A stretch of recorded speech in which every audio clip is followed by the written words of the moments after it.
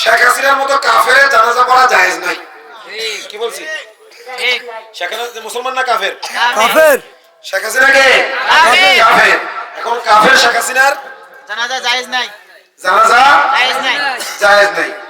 যেহেতু শেখ হাসিনার জানাজা জায়েজ নাই, শেখ হাসিনা মারা গেছে। কে মারা গেছে? শেখ হাসিনা। ওরে আল্লাহ, শেখ হাসিনা।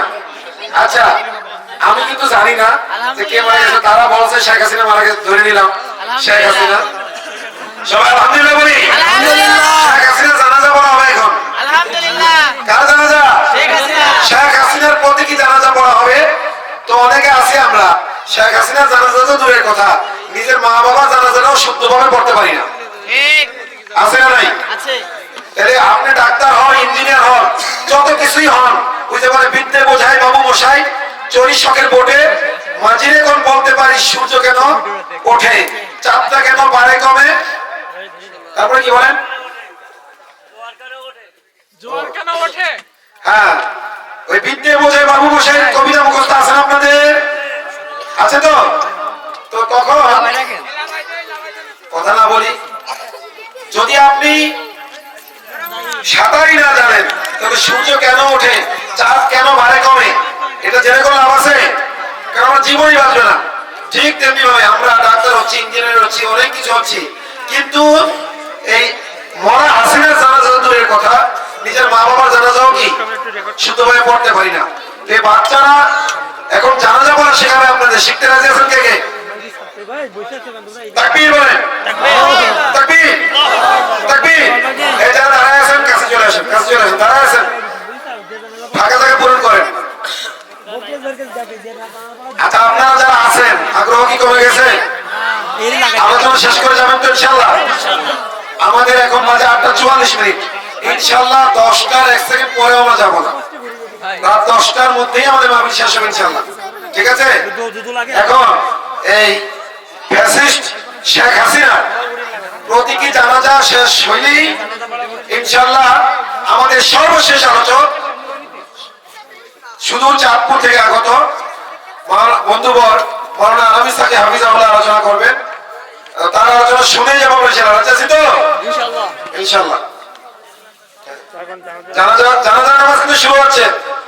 সেইটা ছাড়েন না।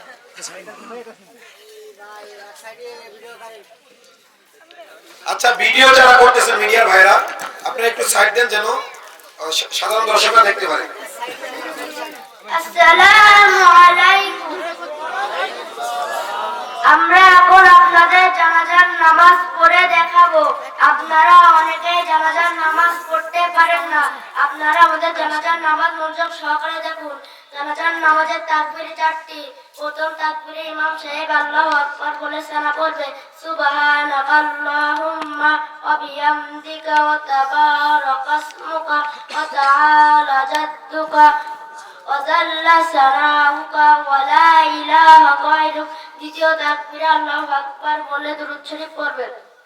দুরূদ শরীফ, আল্লাহুম্মা সাল্লি আলা মুহাম্মাদিন ওয়া আলা আলি মুহাম্মাদ কামা সাল্লাইতা আলা ইব্রাহিম ওয়া আলা আলি ইব্রাহিম ইন্নাকা হামিদুম মাজিদ।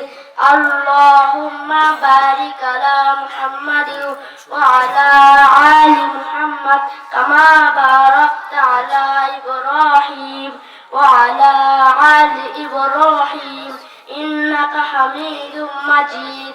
তৃতীয় তাকবীরে জানাজার দোয়া পড়বে, আল্লাহুম্মা গফিরলি হাইয়িনা ওয়া মাইয়িতিনা ওয়া শাহিদিনা ওয়া গায়িবিনা ওয়া সাগীরিনা ওয়া কাবীরিনা ওয়া যাকারিনা ওয়া উনসানা।